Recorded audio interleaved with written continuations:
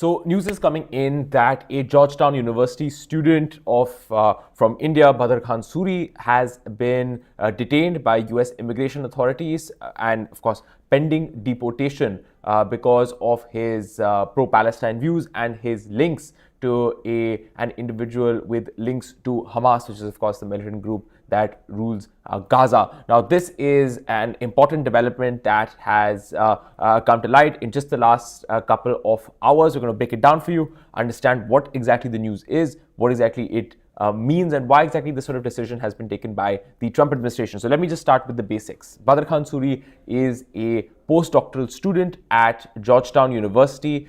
He studies conflict resolution and is also looking at America's policy in the Middle East. He actually has a Twitter account. You can go and see it. He is someone who in the past has had a fairly pro-Palestine view as well as a view that is very critical of Israel. He has accused Israel of genocide in its ongoing conflict between Israel and Hamas. That is the background about the individual in question who is being deported. But now what we saw just earlier today was that Tristia McLaughlin, who is a senior official at the Department of Homeland Security, has basically accused Badr Khan Suri of having close connections to a known or suspected terrorist. This was in a post on X. Not only that, he is also accused of spreading Hamas propaganda and also spreading anti-Semitism on social media. Those are the charges against Badr Khan Suri, and because of that, the Secretary of State, Marco Rubio, has issued a determination that means that Badr Khan Suri's student visa has now been revoked and he is now eligible to be deported. Now, where exactly is this coming from? What exactly are US authorities talking about when they say that he has links, Badr Khan Suri has links to Hamas?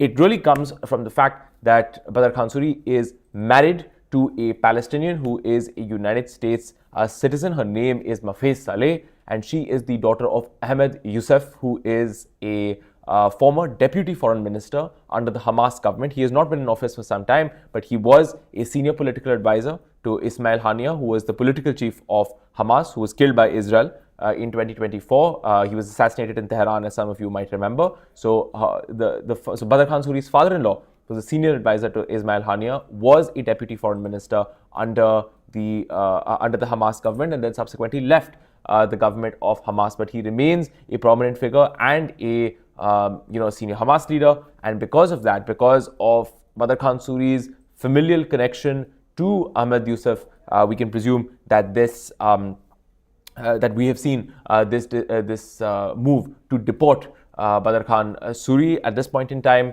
we know that in the past couple of weeks, we've also seen issues like this. We also have another Indian student who was deported for pro-Palestinian views. Of course, her name was Ranjani Srinivasan. She self-deported and left the country. There was also the case of Mahmoud Khalil, who is a Palestinian student who has also had pro-Palestine views, who was arrested by US immigration authorities pending deportation. That was also an extremely key question around what the Donald Trump administration was doing, whether what it was doing was legal. But this is the background to the story, that essentially, and in fact, Badr Khan Suri and his wife are extensively profiled in a 2018 story in the Hindustan Times, which you can, of course, also go and see. It's about how they met and the story of their love story, as it were. But it gives these details about Hamas, as well as about Badr Khan Suri's father-in-law. And also, when asked in the interview, his wife says that, look, to most Palestinians, Hamas is a political party, not a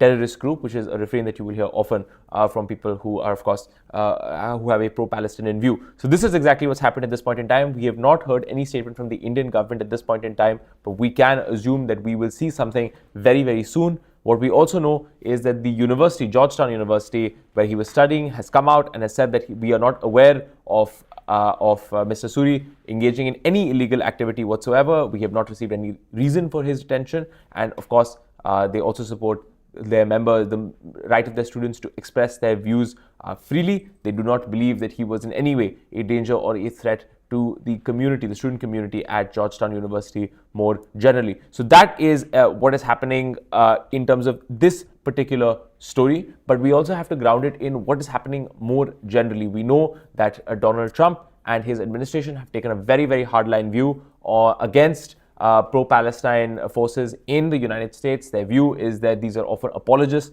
for Hamas, which is, of course, designated as a terrorist group in the United States.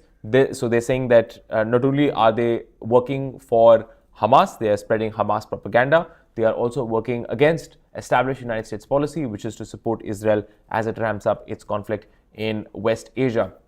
So the view is, of course, that the United States government can and will revoke the student visas of a large number of these individuals and also deport them. Now, of course, there are serious legal questions about whether this can happen. In fact, when it came to the Mahmoud Khalil case, there were several legal challenges to that as well. So that is still being established at this point in time. There are a number of individuals in the United States, of course, who would presumably be identified and also be targeted perhaps by the Trump administration for their views in support of Palestine. But what we also know is that an American court has already rejected Trump's bid to dismiss a case that challenged Mahmoud Khalil's deportation. So that there is presumably going to be a legal battle that is going to look into the president's powers to do something like this and to revoke a student visa of someone who is residing legally in the country. And then that determination is yet to be made. We're not sure at this point in time what the reaction of the Indian government will be. That has not come out just yet, but we presume that a response will come in the next couple of hours, given the fact that, of course, Mr. Badr Khan Suri is in fact an Indian citizen, and we should be seeing some response on that side as well. But again, a very, very clear indication from the Trump administration about where it stands on the Israel-Hamas conflict and what it thinks about the domestic divisions that have taken place in the United States over the last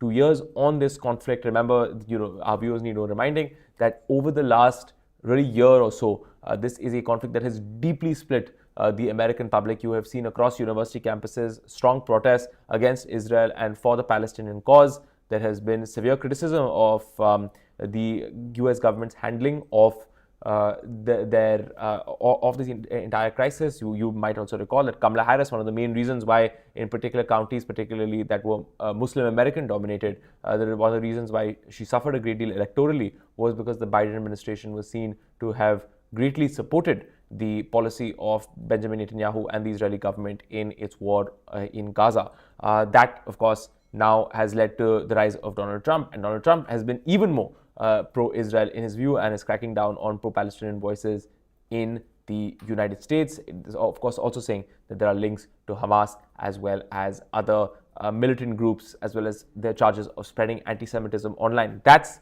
the news that we have for you so far. We will absolutely keep you updated on any further developments that come up in this story. Thank you so much for watching us here on India Today Global.